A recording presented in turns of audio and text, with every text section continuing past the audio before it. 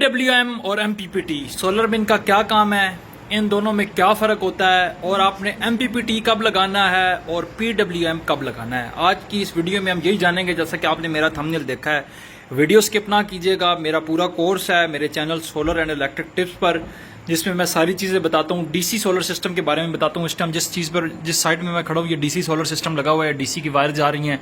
ये 3 पंखे लगे हैं, एक इधर लगा है, एक उधर लगा है, एक इस कमरे में लगा है। कई दफ़ा मैं अपना ये सेटअप आपको दिखा चुका हूँ। लेकिन आज हमारा जो टॉपिक है वो ये है कि पीडब्ल्यूएम आपने कब लगाना है और एमपीपीटी कब लगाना है और इन दोनों में फ़र्क क्या होता है। ठीक है, अब सबसे पहले जो हम इनके फ़र्क की बात करें तो इसकी प्राइस की बात करें तो पीडब्ल्यूएम आपको अच्छे वाला भी अगर आप लेते हैं ना तो 2500-3000 का मिल जाता है, 50 एम्पेयर का, 60 एम्पेयर का। ठीक है, जबकि एमपीपीटी की अगर आप बात करें तो एमपीपीटी आपको हल्के से हल्का भी आप लें तो तकरीबन 8000 से वो शुरू होता है। तो सबसे पहले जो बड़ा डिफरेंस आ जाता है इनकी प्राइस के अंदर आ जाता है। ठीक है, सेकंड जो एक बात जहन में रखने वाली है कि पीडब्ल्यूएम आपका अम्पेयर्स पे काम करता है। इसको आपने ज़्यादा से ज़्यादा अम्पेयर देने हैं। जो आपका एमपीपीटी है वो करता है वोल्टेज पे काम, उसको आपने ज़्यादा से ज़्यादा वोल्टेज देने हैं। ये भी इसके अंदर एक फ़र्क है। जैसे मसलन मेरे पास 180 की 2 प्लेटें हैं तो ऊपर लगी हुई है, मैं कई दफ़ा वो दिखा भी चुका हूँ, मैं वीडियो में उसकी तस्वीर भी लगा दूंगा। अब अगर मेरे पास पीडब्ल्यूएम लगा है तो मैं उन प्लेटों को पैरेलल में कनेक्शन करूंगा। सीरीज वर्सेस पैरेलल, ये मेरी एक वीडियो है तो इसको आप ज़रूर देखें। उसमें मैंने डिटेल से सीरीज़ और पैरेलल को डिस्कस किया है, कब आपने सीरीज़ करना है, कब आपने पैरेलल करना है। लेकिन चूंकि आज हमारी वीडियो का टॉपिक है एमपीपीटी और पीडब्ल्यूएम, तो पीडब्ल्यूएम के साथ जब भी आपने, अगर मिसाल के तौर पे 280 वाली आपके पास 2 प्लेटें हैं या 180 वाली 2 प्लेटें हैं, तो आपने पीडब्ल्यूएम को हमेशा पैरेलल कनेक्शन करने हैं प्लेटों के साथ। यानी 2 प्लेटें हैं तो दोनों प्लेटों का प्लस प्लस के साथ, माइनस माइनस के साथ, और 2 तारे नीचे ला के आपने पीडब्ल्यूएम को दे देनी है। अच्छा, एक जो बहुत ज़्यादा सवाल आ रहा होता है, बल्कि पहले मैं एमपीपीटी का बता दूं, अगर आपके पास एमपीपीटी है तो फिर आपने उन 2 प्लेटों को सीरीज में करना है। सीरीज में करेंगे, मसलन एक प्लेट आपको 25 वोल्ट दे रही है, दूसरी भी 25 दे रही है, और 25 और 25 50 हो जाएंगे। तो 50 वोल्ट अगर आप सीरीज में करके पीडब्ल्यूएम को देंगे, अगर वही मतलब मिसाल के तौर पे कोई बंदा कहता है कि नहीं जी मैंने सीरीज में कनेक्शन किया अपने पीडब्ल्यूएम के साथ, तो उसका नुकसान क्या होगा? नुकसान क्या होगा? पीडब्ल्यूएम का फंक्शन समझ लें। मसलन पीडब्ल्यूएम को आपने 50 वोल्ट दे दिए, 2 प्लेटें, एक प्लेट 25 वोल्ट दे रही थी, दूसरी प्लेट भी 25 वोल्ट दे दी थी, आपने इसको सीरीज में कनेक्शन कर दिया। पीडब्ल्यूएम क्या कर रहा था कि पीडब्ल्यूएम ये करेगा कि उसके जो 50 वोल्टेज वो प्लेटें इसको दे रही हैं उनमें से 14.4 वोल्ट उठाएगा, जो बैटरी को चार्ज करने के लिए ज़रूरत है, यानी 12 वोल्ट या 14.4 वोल्ट वो उठाएगा। बाकी जितने भी आपके एक्स्ट्रा वोल्टेज हैं, वो चाहे वो 40 हैं, चाहे वो 38 हैं, वो ज़ाया कर देगा, वो ख़त्म कर देगा। इसका काम है वोल्टेज को कंट्रोल करना। ये प्लेटों से उतने ही वोल्टेज लेता है जितने बैटरी को ज़रूरत होते हैं, और बैटरी को 12 से 14 वोल्ट ज़रूरत होते हैं। ठीक है, अब इसको चाहे आप 50 वोल्ट दें चाहे 100, इसलिए मैं कहता हूँ कि जब आप पीडब्ल्यूएम लगाते हैं तो उसके साथ आप बड़ी प्लेट नहीं लगाएं। ठीक है, अगर आप लगाते भी हैं तो आपको वो वही एफिशिएंसी देगी कि जो एक 280 वाली प्लेट दे रही है। अब 280 वाली प्लेट के कितने वोल्टेज होते हैं? तकरीबन 24, 26, 27 वोल्ट होते हैं, और एम्पेयर उसके कितने होते हैं? 10 एम्पेयर होते हैं। बड़ी प्लेट के वोल्टेज कितने होते हैं? 48 वोल्टेज होते हैं। लेकिन एम्पेयर उसके कितने होते हैं? एम्पेयर उसके होते हैं यही 8, 9, 10 एम्पेयर होते हैं। तो वो ऊपर चाहे उसको आप 100 वोल्ट भी दे दें, वो ज़ाया करेगा, और बाकी जो वोल्टेज बच जाएंगे, यानी बाकी जो मतलब 14.4 वोल्ट उठाएगा, और एम्पेयर जो प्लेट के होंगे वो एज इट इज़ आपको प्रोवाइड कर देगा। तो एक तो इसके साथ बड़ी प्लेट आपने नहीं लगानी, दूसरा इसके साथ आपने सीरीज कनेक्शन नहीं करना। ठीक है, अब आ जाते हैं एमपीपीटी की तरफ।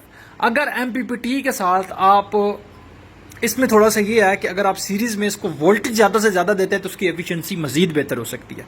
जब भी मसलन मेरे पास 280 वाली 2 प्लेटें हैं या 180 वाली 2 प्लेटें हैं, और अगर मेरे पास इसकी जगह एमपीपीटी लगा हुआ है, तो अब मैं क्या करूंगा, जो प्लेटें मैंने पैरेलल में की थी उनको मैं सीरीज में कर दूंगा। क्योंकि एमपीपीटी क्या करता है? एमपीपीटी आपके वोल्टेज को एम्पेयर में कन्वर्ट कर देता है। यानी जितने भी आपके वोल्टेज होंगे, यानी 14.4 वोल्ट वो लेगा, जो इजाफी वोल्ट होंगे वो ज़ाया नहीं करेगा उनको, बल्कि वो उनको एम्पेयर में कन्वर्ट करेगा। ठीक है, तो ये एक बुनियादी फ़र्क आ गया। अब एक और चीज़, मसलन आपने अब एक जनरेशन करनी है, मेरी एक वीडियो आ रही है, बहुत डिटेल वीडियो आ रही है वोल्टेज, वाट और एम्पेयर के ऊपर, वो इंशाल्लाह बहुत जल्द आएगी। चैनल आप सब्सक्राइब कीजिएगा, आप तक पहुंच जाएगी। ट्रैवलिंग किसकी आसान है? मसलन आपका लोड है, आपको 50 एम्पेयर चाहिए, डीसी 50 एम्पेयर चाहिए।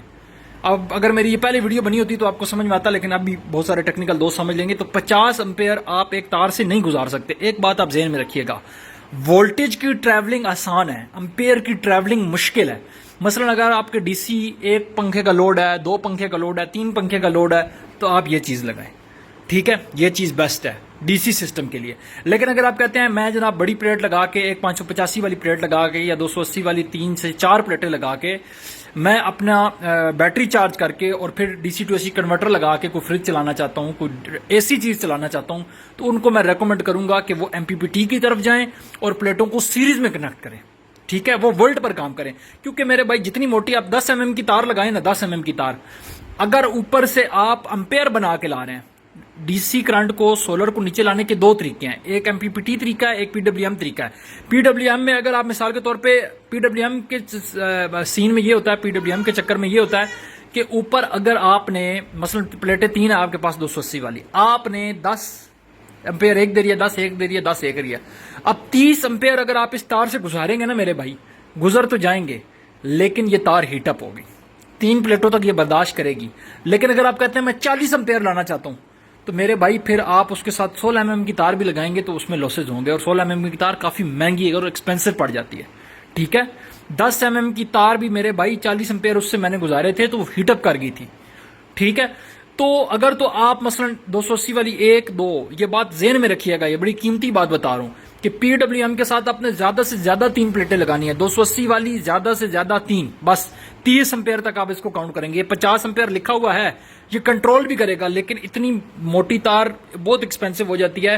30 एम्पेयर तक यानी 3 प्लेटें आप 280 वाली हैं, 180 वाली हैं, 3 प्लेटों से ज्यादा आप अबव ना करें। अगर आपको ज्यादा एम्पेयर चाहिए, ज्यादा एफिशिएंसी चाहिए, तो फिर बेहतर है आप एमपीपीटी की तरफ चले जाएं। अब इसकी मिसाल मैं आपको देता हूं। हम यहाँ पे कितनी मोटी मोटी तारें मैं यूज करने के लिए कहता हूँ, बैटरी के साथ 10 mm 16 mm की तार यूज करवाते हैं हम।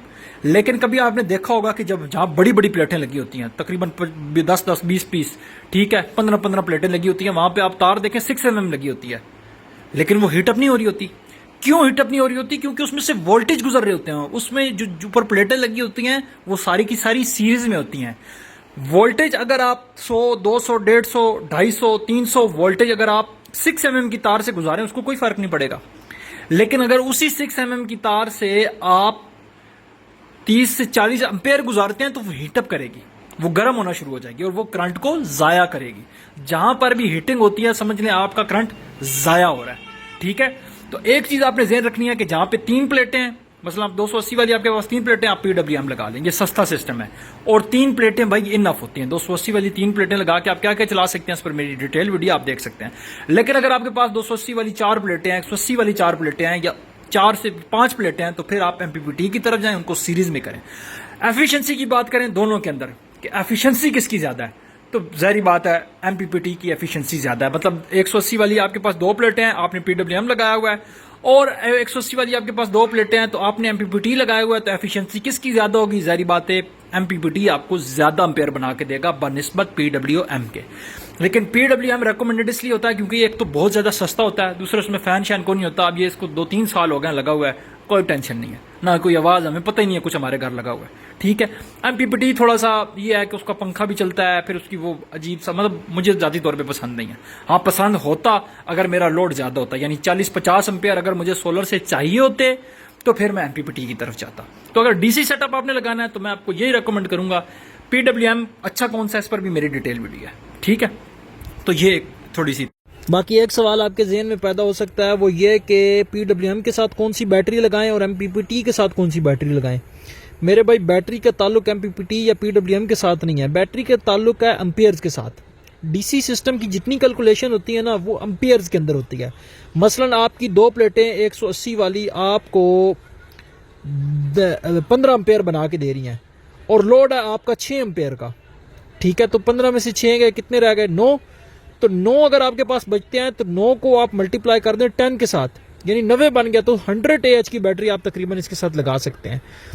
आपका लोड निकालने के बाद, कितने एम्पेयर का आपका लोड है, उसको निकालने के बाद जो एम्पेयर्स आपके पास बच जाएं उसको 10 से मल्टीप्लाई कर दें, आपको पता चल जाएगा आपकी बैटरी आपने कौन सी लगानी है। बाज़ दोस्त होते हैं वो 180 वाली 1 या 2 प्लेटें लगा के वो समझते हैं कि जी हम इसके साथ ट्यूबलर बैटरी लगा लेंगे तो फिर वो हमें बहुत अच्छा बैकअप देगी। लेकिन फिर वही दोस्त राब्ता कर रहे होते हैं कि जी हमने ट्यूबलर बैटरी लगाई है लेकिन हमें बैकअप नहीं मिल रहा। ट्यूबलर बैटरी को चार्ज करना था आपने 15 से 20 एम्पेयर के साथ, आप उसको 6 या 7 एम्पेयर दे रहे हैं, तो फिर वो उस तरह बैकअप नहीं देगी जिस तरह उसको देना चाहिए। मसलन अगर आपको 15 एम्पेयर प्लेटें बना के दे रही हैं या 20 एम्पेयर प्लेटें बना के दे रही हैं और आपका लोड है तकरीबन 12-13 एम्पेयर आपका लोड है और पीछे 6-7 एम्पेयर जो बचेंगे, तो बैटरी तो उससे 100 एच की चार्ज नहीं होगी, तो आप फिर टू व्हीलर कैसे चार्ज करेंगे? तो इस चीज़ का भी ख्याल रखा करें।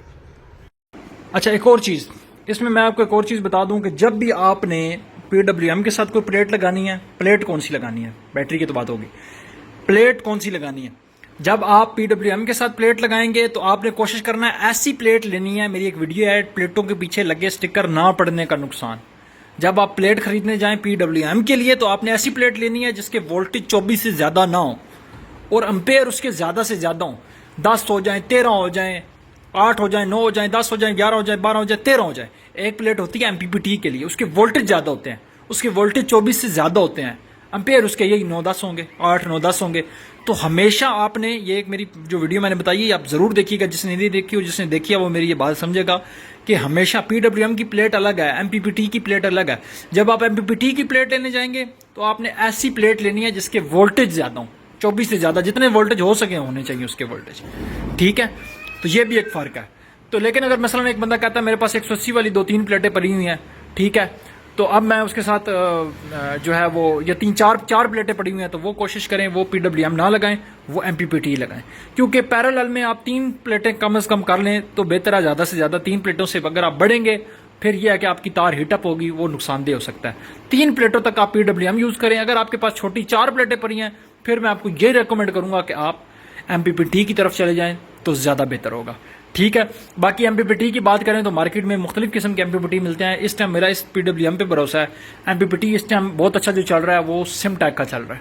सिमटैक का MPPT अच्छा है। उसके बाद एनर्जी का MPPT मैंने सुना है। हाँ, एक चीज़ ध्यान में रखिएगा, बहुत ज़्यादा लोगों को शिकायत आती है, कोशिश किया करें MPPT अगर आपने 2 प्लेटें बड़ी लगानी है ना 585 वाली, तो फिर ऐसा MPPT लें जो जिसकी रेंज 3 एम्पेयर की हो, यानी 3 प्लेटों की हो। जैसे सिमटैक का MPPT होता है, उसकी जो है वो रेंज होती है, जो 100 एम्पेयर का MPPT है इनका, वो कहते हैं 3 प्लेटें लगा लें, तो उसके साथ आप 2 लगाएं।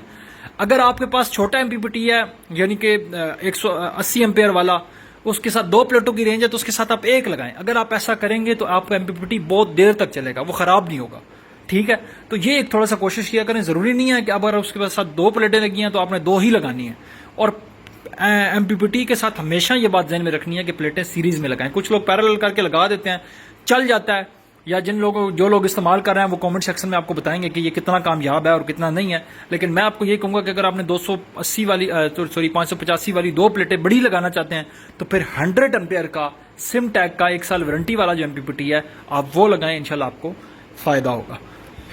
बाकी PWM का प्लस पॉइंट एक ये भी है कि इसमें लोड कट ऑफ का ऑप्शन होता है। जैसे देखें मेरी सोलर की 2 तारें ये लगी हुई हैं, बैटरी की 2 तारें ये लगी हुई हैं, लोड की 2 तारें ये लगी हुई हैं, ठीक है। अब जैसे ही मेरी बैटरी 10.5 से डाउन होगी, इस पर भी मेरी डिटेल वीडियो है, जैसे ही मेरी बैटरी 10.5 पे चली जाएगी, यानी बैटरी ये होता है जब लो होती है ना, इसके वोल्टेज कम होते जाते हैं आस्ते आस्ते, 11 पे आती है, फिर 10.9, 10.7, 10.6, 10.5 के बाद आपने बैटरी से लोड नहीं उठाना होता। तो इसका प्लस पॉइंट ये होता है, ये PWM होता ही स्पेशल DC लोड के लिए। तो इसमें ये होता है कि ये बैटरी को कट ऑफ कर देता है, जबकि पहले MPPTs में ये फंक्शन नहीं था। अब बहुत सारे MPPTs आ चुके हैं, मेरी वीडियो भी मौजूद है, DC किंग के नाम से एक MPPT सिमटैक वालों ने बनाया, उसमें लोड कट ऑफ का ऑप्शन मौजूद है, ठीक है। तो वो आप इस्तेमाल कर सकते हैं। तो बाकी ये है कि मैं आपको ये रिकमेंड करूंगा कि अगर आपके 3-4 लाइटें हैं और 3-4 पंखे हैं तो फिर आप PWM की तरफ जाएं। अगर ज़्यादा बन रहे हैं, 3 पंखे और 3 लाइटें अगर आपकी हैं तो फिर आप PWM पर रहे हैं। अगर उससे ज़्यादा आपका लोड है फिर आप MPPT की तरफ शिफ्ट हो सकते हैं, ठीक है। बल ये सेटअप मेरा है, मैंने कई दफ़ा आपको दिखाया भी है। मजीद आपका कोई सवाल हो, बहुत सारी चीज़ें होती हैं रह जाती हैं, ज़हन में नहीं आती, तो इंशाल्लाह कोई ऐसी चीज़ हुई तो मैं आपके साथ मजीद आप कमेंट करेंगे तो मैं अमूमन आपके कमेंट्स उठाकर उनके ऊपर वीडियोज़ बना रहा होता हूँ। आप सवाल ज़रूर करें। तो उम्मीद करता हूँ कि इस वीडियो देखने के बाद आपको ये मालूम हो गया होगा कि आपने MPPT कब लगाना है, PWM कब लगाना है, ठीक है, और किन किन चीज़ों का आपने ख्याल रखना है। बहुत शुक्रिया। अस्सलाम वालेकुम।